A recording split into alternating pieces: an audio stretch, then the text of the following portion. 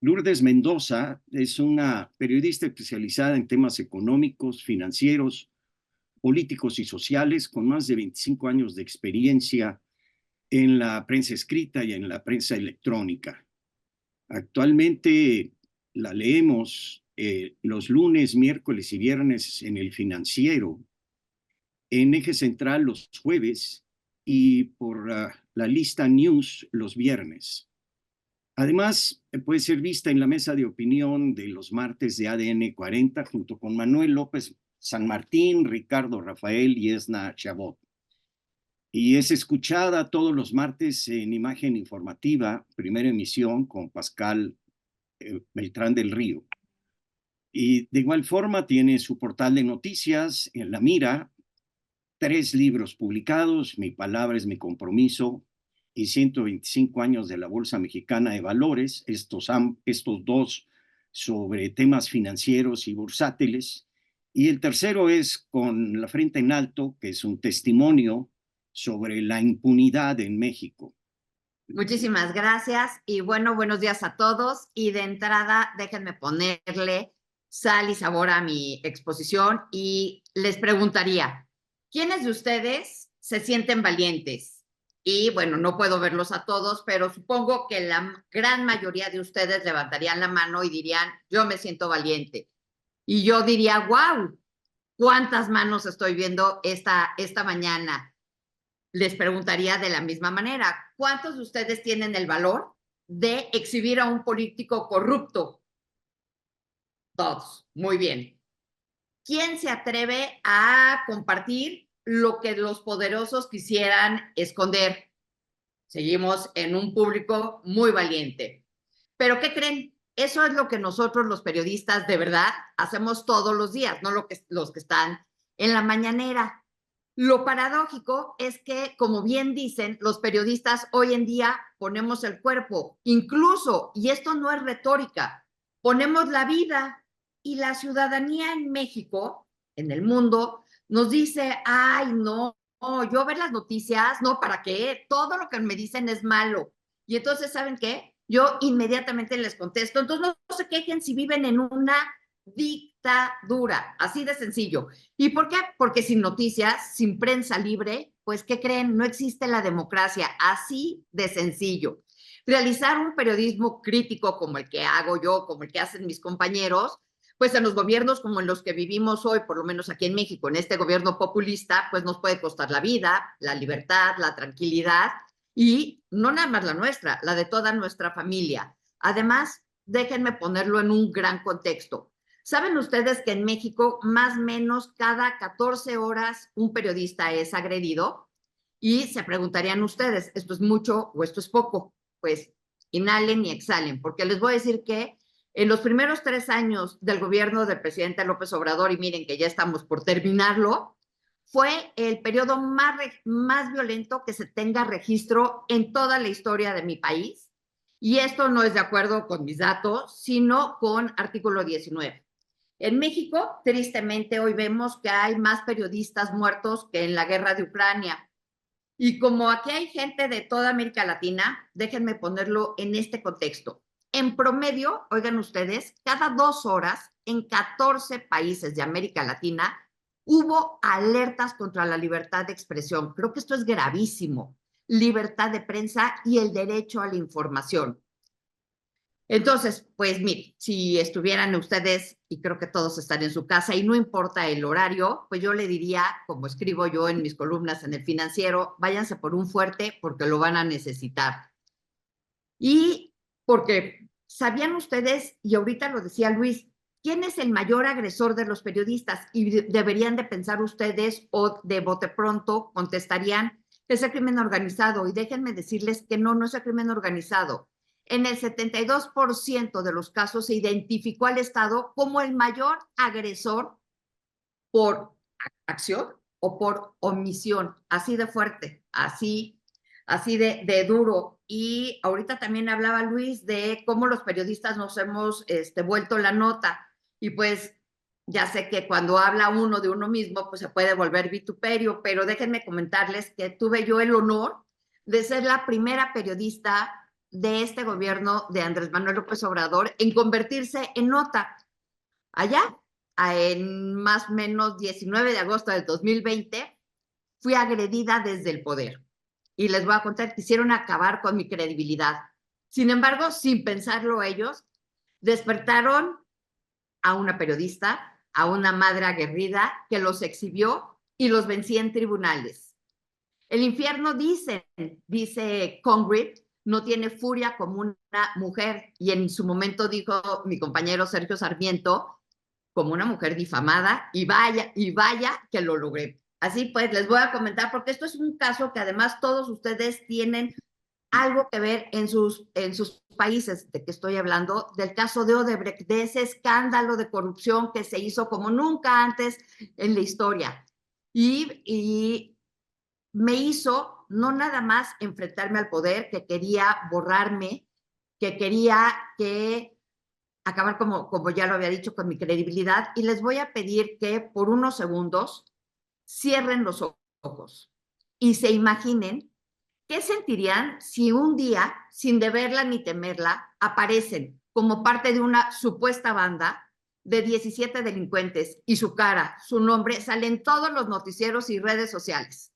En esa banda, déjenme decirles, había 16 hombres, 3 expresidentes, 2 excandidatos a la presidencia, gobernadores, diputados, senadores, y yo, la única mujer. ¿Y qué creen? No nada más la única mujer, la única periodista.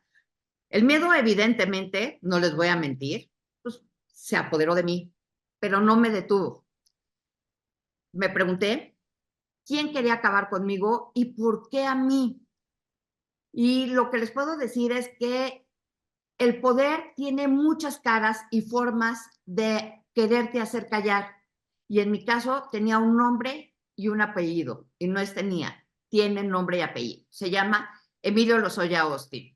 Era el exdirector de Petróleos Mexicanos, es decir, de Pemex, la petrolera del Estado mexicano, y por querer salvar su pellejo y no irse a la cárcel, porque él sí es un criminal confeso, pues acusó a 17 personas, porque en mi país, que mire que se ha atrevido a muchas cosas, pero nunca como en este gobierno, se atrevió a tanto, a inventar un teatro, un círculo mediático, y lo más increíble es que lo hizo sin pruebas.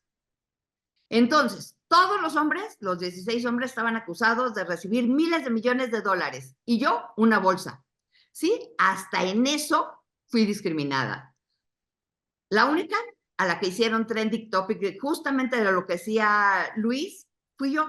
A mí me hicieron Lady Chanel. Sufrí violencia política de género, sufrí discriminación, fue un escarnio en redes sociales que pocas veces se ha visto. Y ya de ahí quedé, como les decía, al escarnio, quedé exhibida en ese escarnio público de hombres y de mujeres, perdón, de hombres y de mujeres, y también de los hombres y mujeres del poder, pero también de los que dicen, ay, no, yo no veo las noticias porque todo es malo, o sea, de todo el mundo. Y como les decía, esta pesadilla comenzó aquel 19 de agosto del 2020, cuando se filtra esta famosa denuncia de Emilio Lozoya. Y entonces, en ese momento salí en redes y dije, me está difamando, lo voy a demandar y voy a llegar hasta las últimas consecuencias, y vaya que lo he logrado cumplir.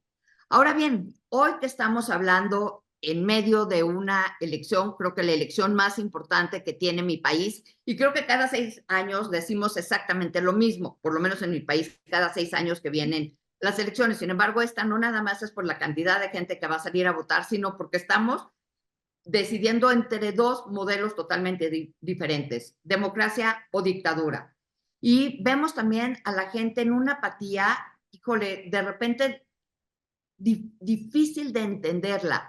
Y en algún momento los mexicanos tuvimos que salir a defender al INE, al Instituto Nacional Electoral, que si bien antes en mi país lo que pasaba era que los votos se pesaban, no se contaban, hoy los votos sí se cuentan. Oye, nuestra democracia es perfecta. No, todo en la vida es perfectible, pero me acuerdo perfecto que me tocó ir a la presentación de este libro que se llama La democracia no se toca, y lo hicieron el último presidente consejero del INE y otro de los consejeros que se tuvo que ir, o sea, que ya terminó su periodo.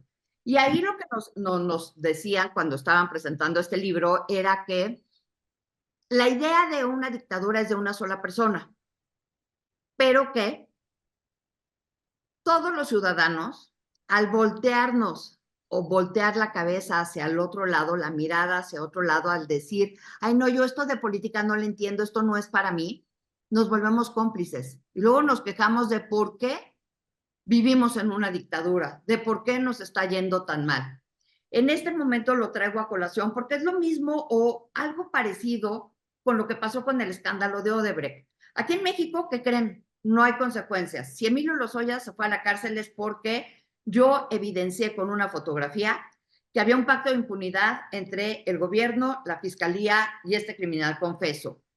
Pero este escándalo de Odebrecht, pues la verdad es que permeó casi todos los gobiernos de Latinoamérica. O cómo dejar de comentar que el 2 veces presidente de Perú, Alan García, decidió quitarse la vida antes de legar la vergüenza de un hombre manchado a su familia.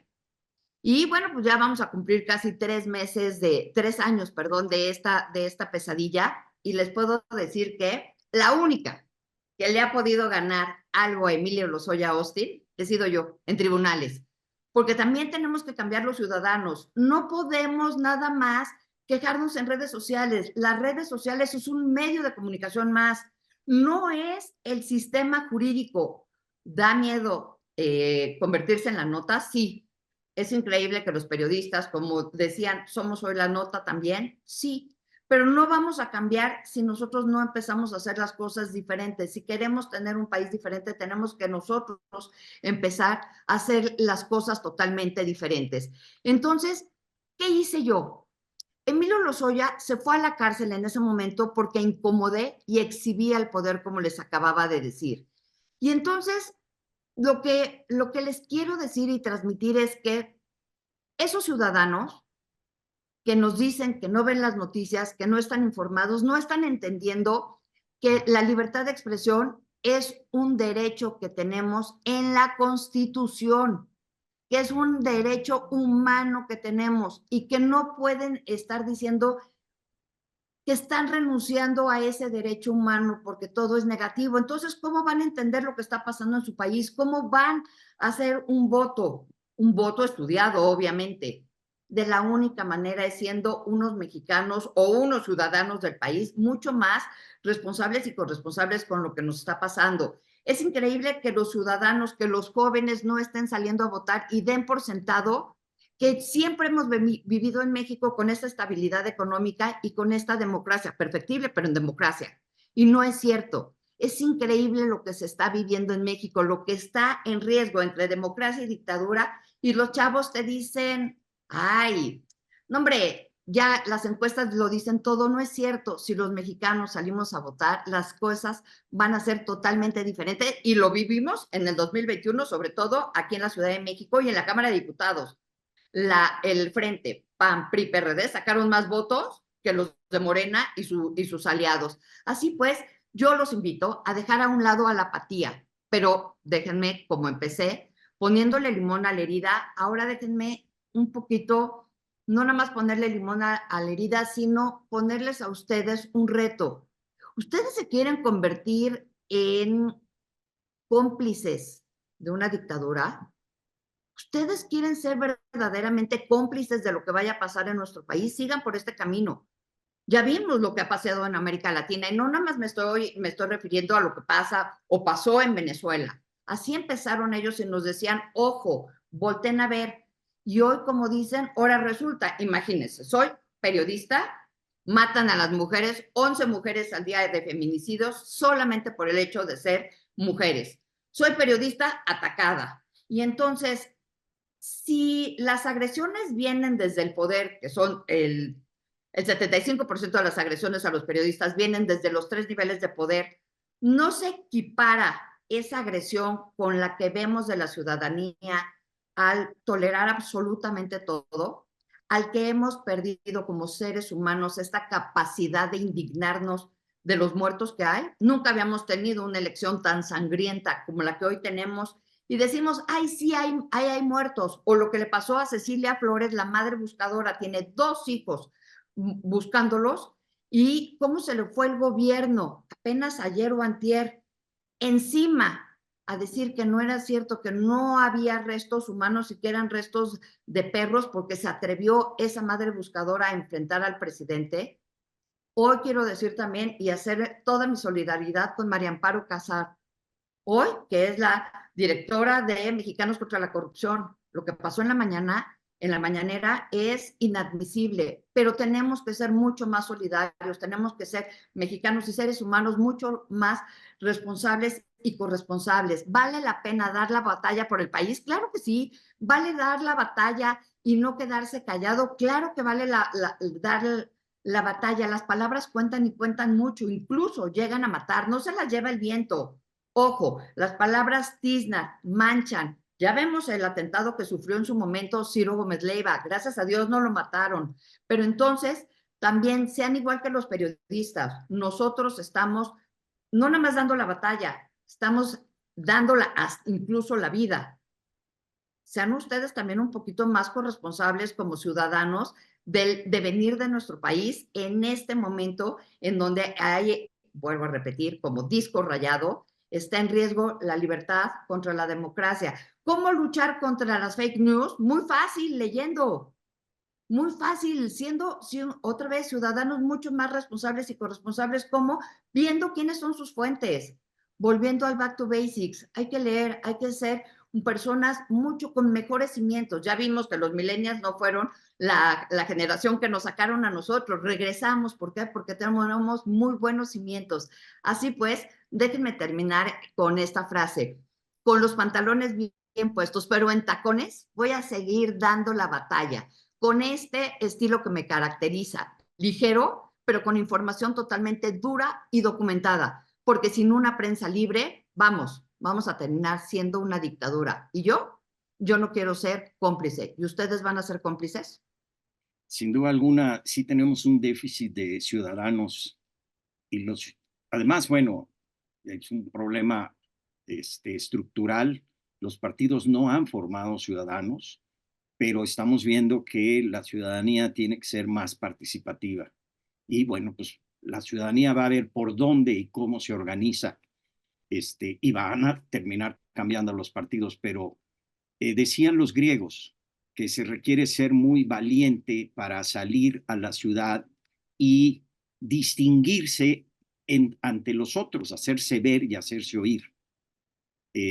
Gracias por esa llamada a la valentía, porque nos hace mucha falta, más en estos momentos.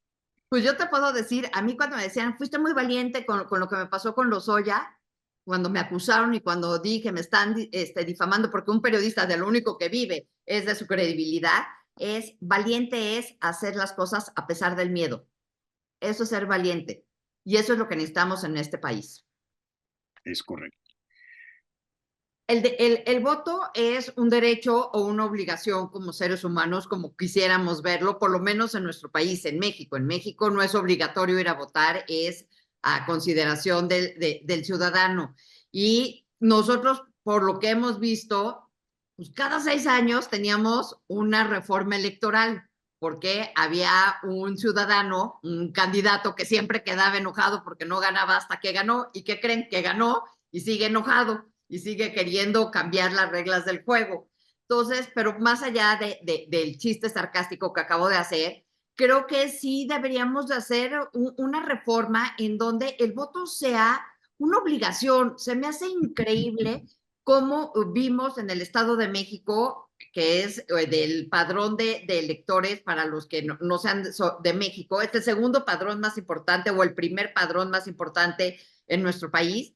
Y en las elecciones, el gobierno en turno, desde el gobierno federal, empezaron a jugar con las encuestas, a decir que la candidata de ellos para el gobierno del Estado de México iba 20 puntos arriba y que ya no había nada que hacer. Ellos lo hicieron muy bien. El presidente de México, hay que decirlo, es un maestro en la generación de información todos los días en sus mañaneras y desalentó a la gente a ir a votar. Increíble que la gente haya jugado pero es esta parte de apatía, esta parte en donde cómo es increíble que el ciudadano diga, pues no me importa, que es lo mismo que pasa en Israel y lo que está pasando en la mayor parte del mundo, en donde los millennials sobre todo, no salen a votar. ¿Qué podemos hacer? Yo creo que una de las cosas que podemos hacer es cambiar y que sea obligatorio. Y que si no vas a votar, hay una consecuencia, aunque la consecuencia la vivamos todos los días. No necesariamente algún día entrevisté hace mucho tiempo a Roy Campos, uno de los encuestólogos más respetables de mi país y además gran amigo, debo decirlo, y me decía, no necesariamente lo que las mayorías eligen es lo que el país necesita. Eso es lo importante de las democracias. Tú sales, te informas, votas y eso es lo que la gente decide. Pero cuando tienes un padrón electoral y solo sale el 30, el 35% de la población, como en el Estado de México el 47%, es frustrante. Es decir, ¿en qué país estamos viviendo? ¿Qué es lo que nos está faltando? Sin embargo, lo que hemos visto en estas elecciones es que los chavos en las universidades, ellos sí están interesados. Ellos sí, por lo menos les hemos visto una chispa mucho más importante que esta generación de entre 30 y 40, que son los que creen que no son hijos de la crisis como nosotros, los que estamos aquí sí hemos sido, y que a lo mejor vivimos lo que era tener un país de los 70 años del PRI, en donde pues el voto no contaba, ni se contaba, se pesaba, ¿no? Ricardo Heredia, que pregunta, ¿cómo bordear el límite del periodismo crítico e independiente sin convertirse en militante partidista de la oposición? Yo en lo que difiero de Salvador es que, en ejemplo, en mis columnas, lo único que tienes que hacer es ser, o sea, lo que tú eres igualito que yo, ¿no? Periodistas, y bueno, obviamente de todos los que estamos aquí, somos periodistas de verdad, no somos periodistas de un celular y que sales a la calle y ya te sientes periodista. Por eso tenemos los pelos de la burra, como se dice familiarmente, y documentas.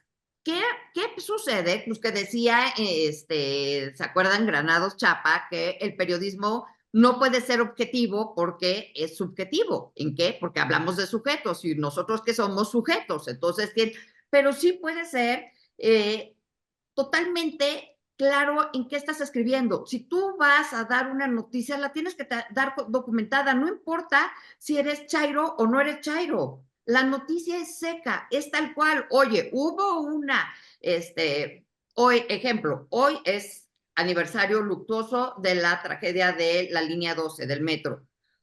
Eso es un hecho, eso es una realidad, eso es una noticia que ya pasó. ¿Se atendió bien o se atendió mal? Pues creo que en eso tampoco hay mucho. Cómo se generó, cómo la atendieron y demás, ahí es donde es lo que dice Salvador, ahí es donde tratas medianamente de ser subjetivo, ¿no? Perdón, de ser lo más objetivo que se pueda. Pero verdaderamente hoy lo que sí estamos viviendo, y eso es lo que le decía de Salvador, a mí ya claramente me dicen que yo soy una neoliberal desde que empezó este sexenio, me dicen que soy una neoliberal. Y pues, ¿saben qué? Me tiene sin cuidado que me digan los chairos. Perdón que lo diga de esta manera, pero me tiene sin cuidado. Mis columnas están todas documentadas. Yo no me aviento un comentario sin que esté documentado. Ahorita, mientras estábamos en este chat, acabo de poner que está Sergio Estrada Cajigal, que es un candidato dirían en Palacio Nacional, de la derecha, del Frente, para ser diputado federal por Morelos, y que es un violentador, está acusado por dos exesposas de ser violentador. Hemos sacado las fotos, he venido documentando el tema, y mientras estábamos ahorita, él está en audiencia. ¿Cómo podemos tener a un posible violentador? Bueno, es un violentador, pero no lo ha dicho un juez, aspirando a un cargo de elección federal. Pues ya si te dicen que eres chaira o no eres chaira, en redes me siguen diciendo, ya les gané 3 instancias, ya demostré que me difamaron, ya hice todo por la vía legal. Y me siguen diciendo que necesito bolsas, que necesito la colegiatura. O sea, siguen sacando las mentiras de Lozoya de hace más o menos 3 años. Entonces, es muy difícil darle gusto a todos, sí, pero como dicen, y dicen muy sabiamente, mientras hablen mal de ti, es que vamos por buen camino. Y cada vez que ponemos un post y se nos vienen encima, pues la verdad es que por eso llevamos tantos años siendo lo que somos, o sea, periodistas, porque ¿por qué no me acabaron conmigo con esa difamación de Lozoya? Porque tengo todo documentado. y que lo que quieren es acabar con nuestra credibilidad, pero pues allá hay algo en la posverdad que en nuestras empresas no nos dejarían trabajar ni nos pagaran si nosotros fuéramos unos, pues, ¿cómo les pudiéramos decir? No fuéramos los periodistas de verdad que somos. Nos dice Alma Rosa Balbuena Delgado. ¿Consideran que la violencia hacia los periodistas afectará la participación de las futuras generaciones en ejercer un periodismo libre e informado? Creo que nos falta también un link en el tema del periodismo, de la política, las elecciones y las redes sociales. Es nuestra Fiscalía General de la República o la Fiscalía de la Ciudad de México o la Fiscalía de cada estado. ¿Por qué lo digo? Porque nuevamente regreso al tema de Emilio Lozoya Austin y todo este teatro que se intentó crear en México con este caso de Odebrecht y que lo que quería el gobierno por detrás era primero tener una bandera que ellos sí iban en contra de la corrupción, que iban en contra de la impunidad, pero sobre todo lo que venía detrás era que no querían cumplir con la reforma energética que se había aprobado con el presidente Peña Nieto y que como esa reforma se había aprobado con dinero de los cochupos de corrupción, que por eso él no la iba a seguir adelante. Yo me metí en el camino porque me metieron a mí en esa banda, yo me defendí y entonces el presidente, cuando sale esa denuncia, de mí dijo 3 veces, en 3 mañaneras seguidas dijo, ahí tenemos a la anécdota de la denuncia. La periodista esta, o sea, sé yo, la que pide bolsas a cambio de escribir bien. Oigan, yo ya gané 3 instancias de la difamación a Emilio Lozoya. El presidente tampoco me pidió una disculpa, ni hubo ni se retractó de sus dichos de la anécdota de la periodista esta. Y es lo que decía Salvador un poco. O sea, la mañanera, y en esas mañaneras estábamos en pandemia, era 2020, no a 5 minutos de terminar el gobierno. Era todavía un López Obrador sumamente fuerte. Entonces, ahí nada más se las dejo. ¿Qué pasa que viene después? Viene la foto, llego yo al restaurante en donde saco esa foto, donde hago claro, se queda la foto en donde se queda evidente que hay una impunidad entre, repito, el gobierno de López Obrador, la fiscalía y Emilio Lozoya, el criminal confeso. La subo. Y el que es el director de radio y televisión del gobierno mexicano federal, es el primero que me contesta en redes sociales a decirme esa foto es mentira. O sea, desde el gobierno me vuelven a atacar y me vuelven a revictimizar. Y el tema no era si el ícono de la corrupción con Peña se estaba convirtiendo en el ícono de la impunidad, era si yo, Lourdes, periodista y víctima, había ido o no a tomar la foto. Y después, un año después, ya lo meten a la cárcel y demás por esa foto, porque incomodé al poder. La Fiscalía General de la República acusa a Emilio Lozoya y a su familia de ser los únicos beneficiarios del dinero de Odebrecht. El 2 de enero del 2022. Estamos en el 2024. Yo presenté una denuncia en contra de Emilio Lozoya en la Fiscalía General de la República por haber hecho el delito de falsedad en declaraciones. Saben que todavía no puedo iniciar esa denuncia porque en la Fiscalía de la Ciudad de México, de la Fiscalía General de la República, me mandaron a la de la Ciudad de México y fíjense que todavía no tienen tiempo para empezar esa judicialización. Entonces, también hay que voltear a ver esta parte de la ecuación, porque las fiscalías tampoco están de nuestros lados. O sea, como periodistas estamos en el peor de los mundos. Lourdes, ¿se acuerdan ustedes de Lourdes Maldonado? Fue a la mañanera y le dijo, señor presidente, necesito protección. ¿Qué pasó? No le dieron protección y después estuvo muerta. Entonces, también necesitamos voltear a ver a los ministerios públicos y a las fiscalías en general, que tampoco están cumpliendo su deber de velar por darnos seguridad a nosotros como periodistas. Federico Valle nos habla de las elecciones en un contexto de alta polarización y manipulación de la información en las redes sociales. ¿Qué tan probable es que el día de la elección se inhiba o se incentive el voto a partir de noticias falsas o parcialmente verdaderas? Más aún si estas provienen de actores políticos o líderes de opinión. va a pasar, no tengas la menor duda. El día de la elección eso va a pasar. En los días previos, ya ves que en México tenemos, ¿cuántos días antes tenemos los días? 3 días, ¿no? Que se acaban De la las electoral, elecciones, sí. porque supuestamente son días para que nos guardamos en nuestra casa para pensar nuestro voto. No sé para qué se hace eso, pero se hace esto, está en la ley. Y entonces, evidentemente, vamos a tener una campaña, si lo que hemos visto ahorita no ha sido suficiente de la campaña sucia, viene todavía un sinfín más de campaña sucia y esos días todavía mucho peor. Sí, evidentemente viene fuertísimo todo lo que viene en las fake news, una guerra sucia, todavía los trapitos, si creíamos haber visto lo peor de la guerra sucia, bien, lo mejor, como dirían unos, está por venir. Pero sí quería decirles, y yo he estado muy crítica con la ciudadanía en tanto a nosotros como periodistas y que no se informan, pero también debo de reconocer que, y no estoy diciendo que Xochitl vaya a ganar, pero sí quiero reconocer que la ciudadanía en México por lo menos despertó esta marea rosa a defender en unas manifestaciones que nunca las habíamos visto o las hubiéramos pensado siquiera, a lo mejor Raúl y Salvador pueden estar de acuerdo conmigo, tú mismo Luis, en defender al INE, ¿no? En aquel INE hicimos 3 manifestaciones enormes y en su momento la candidatura de Xochitl Gálvez, pues hay que decirlo con todas las letras, ningún partido la quería para la grande, ellos tenían a sus propios candidatos, ellos no querían salirse de ahí, y ella tampoco los quería muchísimo, y la verdad es que la ciudadanía es la que la empoderó y la llevó, y Xochitl saca los votos necesarios para ser la candidata del frente opositor por la ciudadanía.